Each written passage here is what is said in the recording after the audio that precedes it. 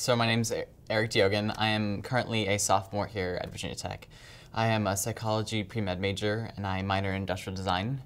I am focusing on neuroscience and contemplative practices in medicine. So that's really where my interests lie. And I'm from New York. I live right outside New York City, which is exciting, I guess. And yeah, so that's a little bit about me.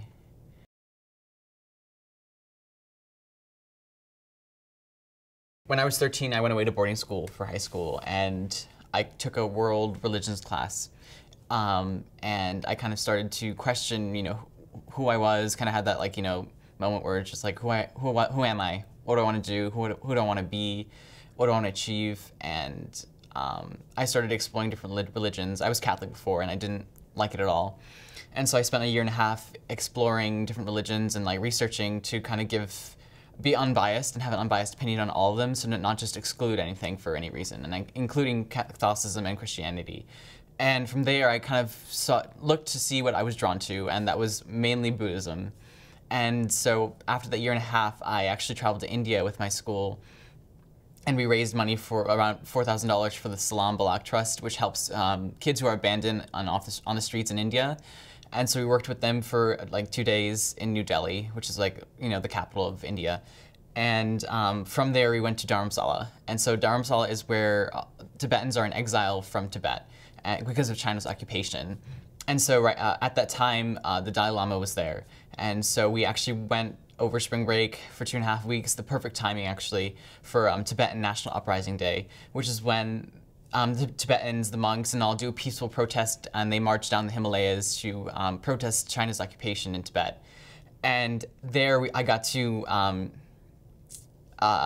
see the Dalai Lama speak there, and that was pretty life-changing. And that's the day he resigned as well from his position, and kind of was trying to make a statement. And just seeing all that happened around me, and being already interested in Buddhism and having done some research, I took a step back in my mind and just tried to observe everything that was going on around me, and it was amazing. And he is such an amazing person, and just that kind of was a spiritual enlightenment, kind of life-changing experience right there. And that's how I really got interested. And from there and from that, we actually stayed that night at the Dalai Lama's sister-in-law's house.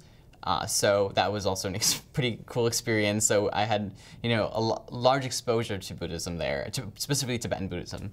And so when I came back, I knew who I wanted to be. I knew who I was, and I knew what I wanted to achieve. And this is the kind of person that I was trying to strive for. Because previous to that, I started to realize I was very, selfish, judgmental, aspects of my life that, or things about me that I wanted to change. And I really realized how bad it was at some points. Not completely terrible. I was pretty open-minded previous to that, but there were still some things I needed to work on. And so from there, that's kind of my journey up until this point.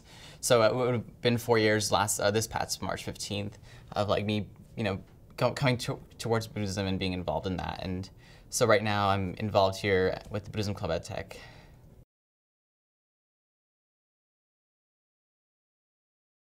Yeah, it's changed my life completely as a whole, especially with contemplative practices and learning to meditate and learning to be aware and live in the present moment and be aware of my surroundings. I've learned to make better connections with my family, be more aware of what I think, what I speak, how I act around people, how do I treat people, and how they treat me, and kind of be able to improve on that and keep improving myself to be a better person and be more giving and just overall tried to do good.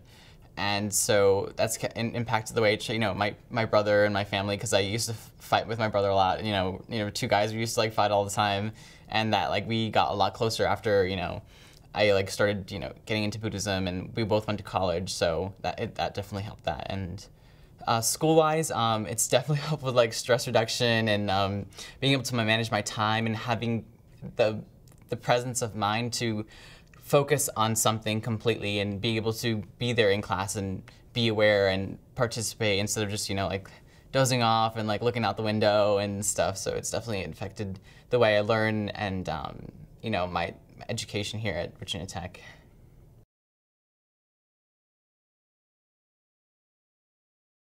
I got involved with Living Buddhism at Tech, which is our Buddhist club, but we are open to anybody who's interested in meditation or any of those kinds of Eastern ideas.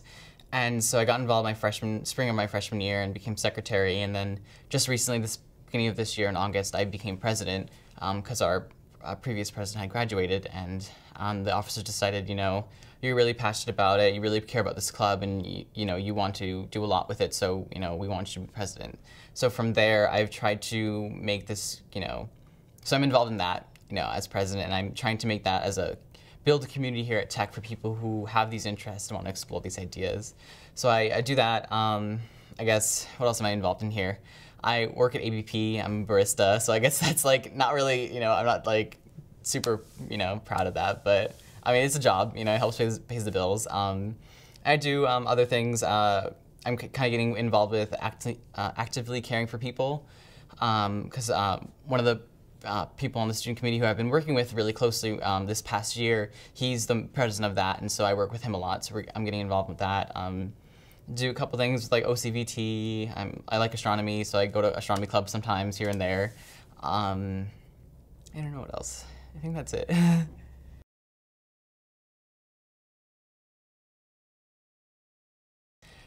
Definitely. It's a huge thing I'm just trying to support and not push in a bad way, but have people explore.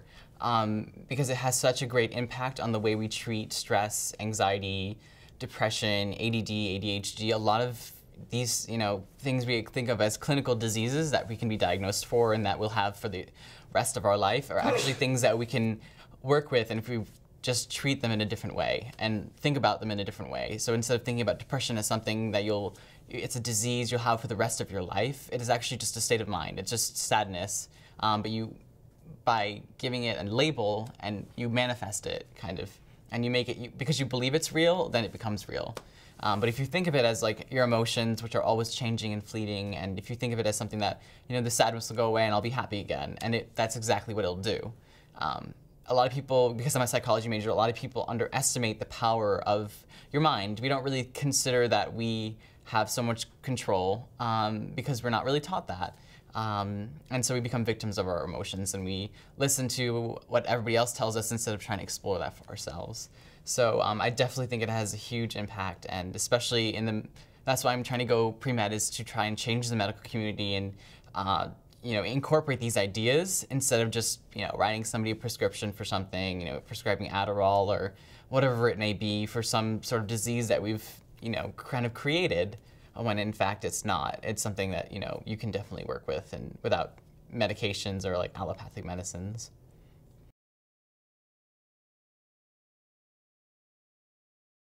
It's coming more into the public eye. A lot of people are discovering it, even though it's been around for, I don't know, more than 2,000 years, which is kind of funny that we've kind of lost touch with these ideas, and now they're re-emerging. People are bringing them back into, Western society, because it's still, it's prominent in the East and in a lot of Eastern countries.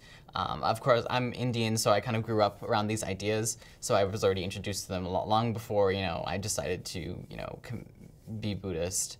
And so I definitely agree it's starting to become a lot larger thing, and that's a good thing. There is some, you kind of have to be a little bit careful just so people don't there aren't any misconceptions about it, because there are some things if it's not taught right to people, or if if you pass things on, and it's kind of like telephone, you tell somebody one thing and it keeps going around, and by the time it gets back to you, that wasn't what you originally said. So you have to be careful in making sure you have the right ideas out there, and people are practicing the actual what's the word, the actual practices, instead of doing what somebody thinks it might be.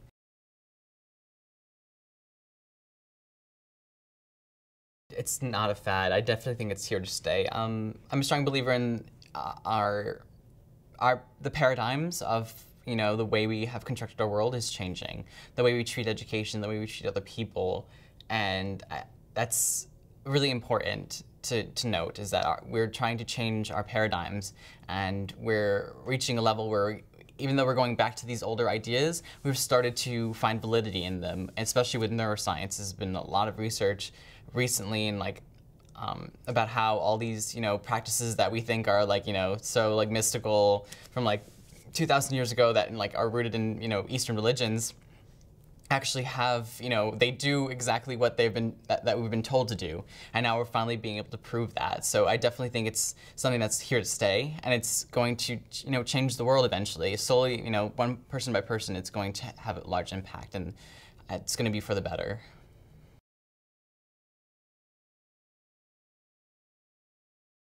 Well, I guess you can start with the most basic, and that's meditation. And that's what's kind of the ideas that we've started out with, or the main ideas of contemplative practices start with meditation. And that's one of the most powerful tools to help change our ideas and change our paradigms and change the way we treat each other and be more compassionate and open-minded and open-hearted. And if you look at the neuroscience, there's a lot talking about how we are reaching deeper levels of relaxation, and we're expanding, not just, expanding our minds in the sense that we're able to see things more clearly, and we're not becoming victims of our emotions. We're not controlled by, we're not getting caught in the moment of like fear and anger, which is a lot of what, we do a lot in society. So definitely meditation is one of the, it's the big number one kind of, it's the big one right there.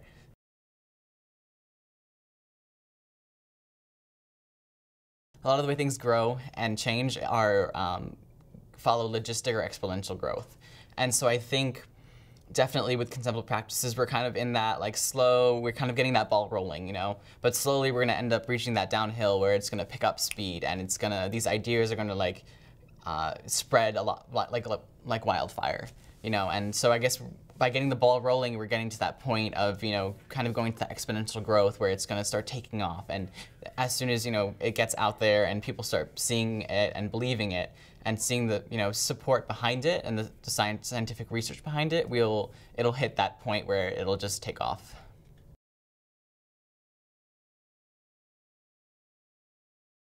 Definitely, they're kind of interconnected in a way.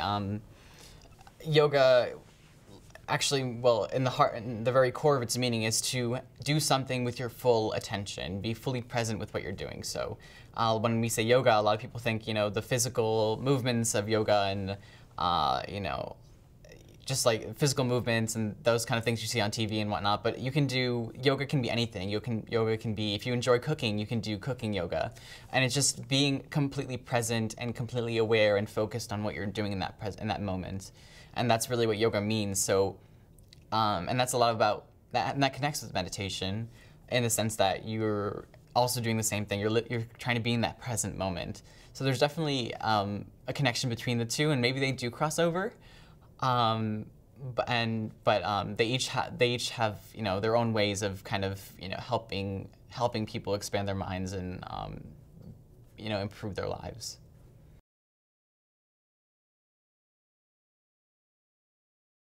Definitely. I think I'm really grateful that I've had this opportunity to be a part of this conference, because it's I didn't see myself being here, and I'm really grateful to Dr. Lindner to having reached out to myself and my club this past spring, like a year ago basically, and he came to us not really knowing what he wanted student involvement, but he wasn't really sure what we wanted to do with it. And I really I should thank him actually, because of all the people, he was the one who came to us and trusted us as students to be able to have trust in us and be able to allow us to try and change something.